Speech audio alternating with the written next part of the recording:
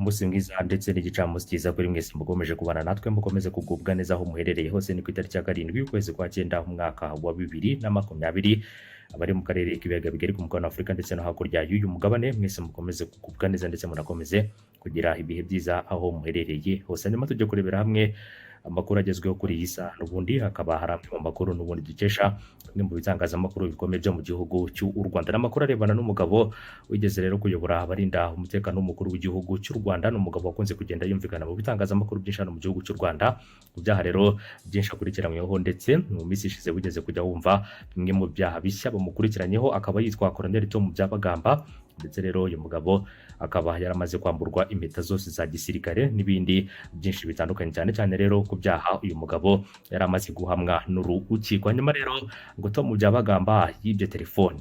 Iyo ngiyo rero akaba ari imwe mu mvano yo gushinja Tom Byabagamba icyaha cy'ubujura, nk'uko amakuru atugeraho akomeza kugenda abitangaza. Tom Byabagamba wahoranye ipeti rya Colonel mu ngabo z'u Rwanda mbere yo kuryamburwa, aho rero yari akuriye abarinda umukuru w'igihugu.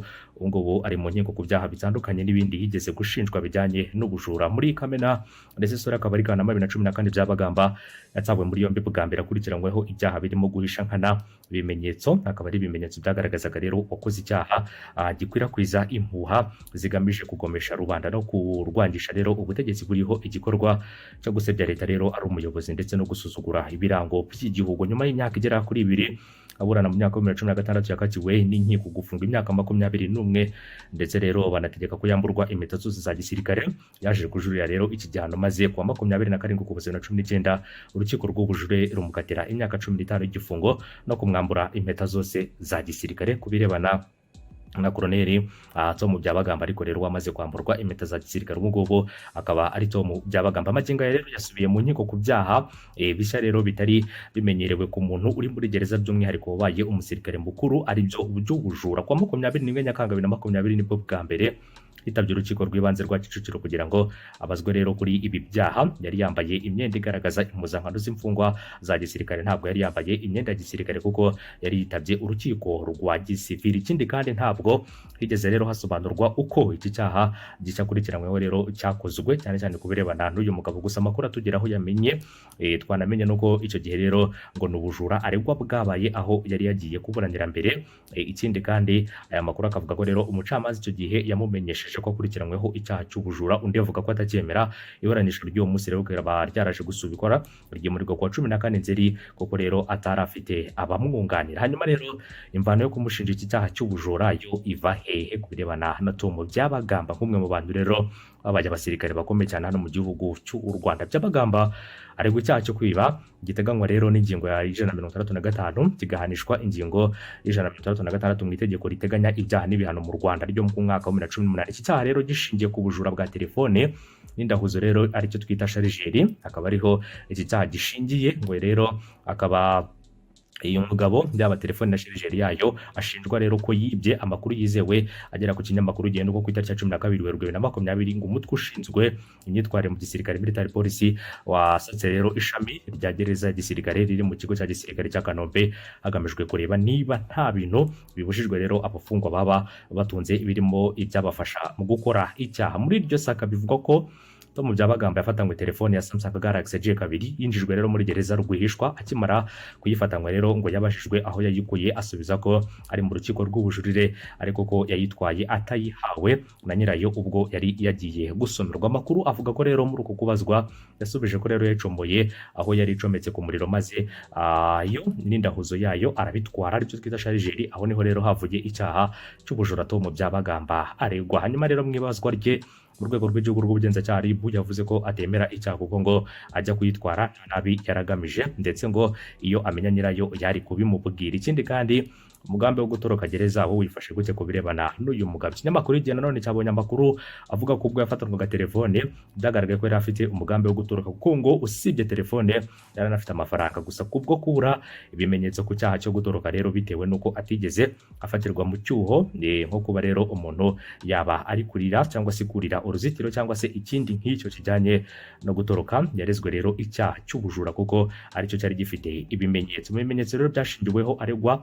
iki cyaha rero ngo harimo ubuhamya bw'abasirikare basatse rero iyo gereza bakamusangana iriya telefone. Muri Mata uyu mwaka igisirikare cy'u Rwanda cyari cyatangaje ko uyu mugabo agiye kongera kugezwa mu nkiko za gisirikare kubera ibindi byaha yakoreye muri gereza aho yari afungiye. Icyo gihe rero RDF yavuze ko azaba rero akurikiranyweho ibyaha birimo kugerageza gutanga ruswa no gutoroka gereza ya gisirikare. Itangazo rya RDF ryavugaga ko ibikorwa bigize icyaha byakozwe na Colonel Tom Byabagamba nabo bafatanyije rero bari muri gereza no hanze yayo bari gukorwaho iperereza. Ikindi kandi nyuma y'iminsi 13 urwego rw'igihugu rw'ubugenzacyaha RIB rwatangaje ko rero yatawe muri yombi abantu bagera kuri 3 bakurikiranyweho icyaha cyo gushaka gutoroka, ndetse rero akaba ari gutoroka kw'imfungwa cyangwa se umugororwa, aho rero havugwa ko harimo na Byabagamba muri aba bana. Abantu rero bari mu mugambi wo gushaka kumufasha gutoroka bafashwe barimo uwitwa Museminari John rero watawe muri yombi ku itariki ya 23 z'ukwezi kwa kane muri uyu mwaka, akaza mu gisha Jimmy wafashwe ku itariki ya 15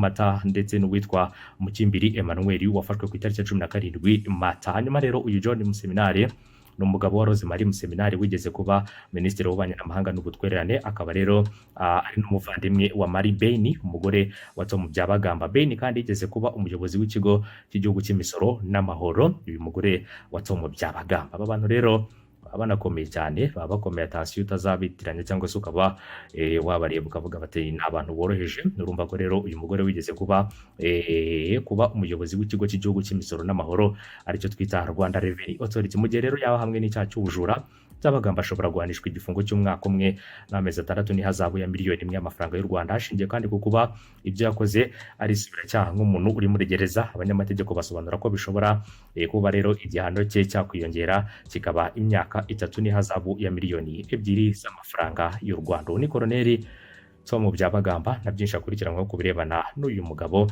umaze rero igihe kinini ari mu nkiko, ndetse aburana ubujurire rimwe na rimwe agakatirwa rero, ndetse ikindi kandi agakomeza kugenda akurikiranwaho n'ibindi byaha bigiye bitandukanye. Bisa naho rero kubirebana n'ubuzima bwe ndetse no kuba muri gereza ari ikintu gikomeye cyane kubirebana n'uyu mugabo, kubera ko bimwe mu byakurikiranyweho rero ntabwo bimuha uburenganzira bwo kuba hari ibindi byakwiye kuba yakora, kubera ko nabyo ntabwo arabirangiza, n'igihano yahawe nacyo ubwacyo ntabwo arakirangiza, cyane cyane rero kubirebana na Colonel Tom Byabagamba. Reka rero tumwifurize kuba rero yakomeza kugubwa neza. Rimwe na rimwe rero hari ubwo umuntu aba afunze azira ibyaha bitandukanye, ariko rero gufungwa ntabwo ari ikintu buri muntu wese yakwifuriza indi. Iyo umuntu afunze aba afunze kandi tugomba kubyumva.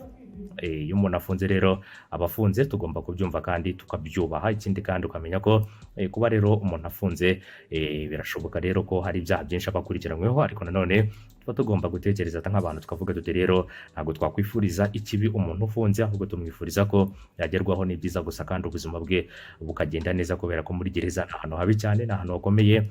Ntakwifuriza ko buri wese ashobora kuba yajya, cyane cyane kubirebana n'izo gahunda zose zigiye zitandukanye. Niyo mpamvu rero twifuriza buri wese mu kuba rero yabaho neza, ikindi kandi akagira ubuzima bwiza. Byongeye kuri ibyo ngibyo kandi hazanabaho n'igihe cyo gutanga imbabazi. Turabizi ko ajyabaho rero igihe cyo gutanga imbabazi, umukuru w'igihugu akagera gutya akavuga ati ntanze imbabazi ku mfungwa n'abagororwa bangana gutya. Rero twizera neza ko rero buri muntu wese imbabazi zamugeraho, kandi uwatse imbabazi arazihabwa, kabone nubwo waba rero wakoze ikosa ringana gute. Imbabazi ni imbabazi, ariko ikindi kandi imbabazi ukazakana umutima w'imbabazi, aho kugira ngo uzakane umutima rero wa nyirarubeshwa cyangwa se kwereka ko ukeneye imbabazi ariko ntazo ukeneye. Ibi ngibi byakunze kugenda bigaragara ko ari abantu bagaragaza ko rero bakeneye izo mbabazi kandi batazikeneye. Iki nanone ni ikibazo gikomeye cyane. Niyo mpamvu buri wese ukeneye imbabazi akwiye rero kuba yagaragaza ko izo mbabazi kuko azikwiriye, cyane cyane kubirebana na buri muntu uwo ari we wese. Reka nkomeze kubashimira kandi bifurize gukomeza kugubwa neza no gukomeza kunogerwa na gahunda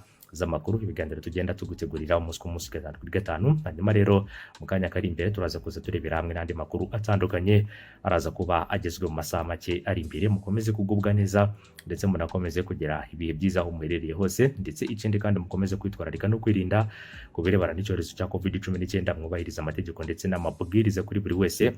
Kuba rero wahisemo kugenda abana natwe, ukamenya ko ukwiye kwambara agapfukamunwa, kwikwiza n'amazuru, ukamenya ko ukwiye gusiga intera ya metero hagati yawe n'undi muntu, ukamenya ko ukwiye gukaraba intoki n'amazi meza ndetse n'isabune. Niba udakarabye intoki n'amazi meza n'isabune, karaba alcohol yabugenewe mu kwica microbe cyangwa se imyanda iba iri ku ntoki, cyangwa se microbe ziba zagiyeho. Hariho n'iyo virus ushobora kuba wakuye ahantu wakoze. Ibyo byose rero iyo umuntu abyitwararitsemo akabyirinda bituma rero ubuzima bwe bugenda neza nta kabuza, kubera ko nicyo twifuriza buri muntu uwo ari we wese. Ariko ikindi kandi kora kuri subscribe ndetse n'akandi kunzogera kugira ngo ujye uwa mbere mu kuba wabona amakuru yacu mu gihe tumaze kuyatunganya ndetse no kuyategura, kugira ngo ikindi kandi bajye gukomeza kugenda ubona amakuru akugereho ku gihe, mu gihe izo nkuru zose zimaze gutegurwa mu buryo bugezweho kandi bunogeye ijisho. Reka mbifurize kugira igicamunsi cyiza ndetse n'umunsi mwiza, mukomeze kugubwa neza. Rero gahunda zacu z'amakuru nakagaruka ku biganiro n'amakuru tugenda tugutegurira umunsi ku munsi, gatanu kuri gatanu. Ibihe byiza, umunsi mwiza, igicamunsi cyiza, ndetse murakomeze kugubwa neza, ariko munitwararika kuri ayo mategeko ndetse n'amabwiriza aba yashyizweho mu kwirinda icyorezo cya COVID-19. Umunsi mwiza.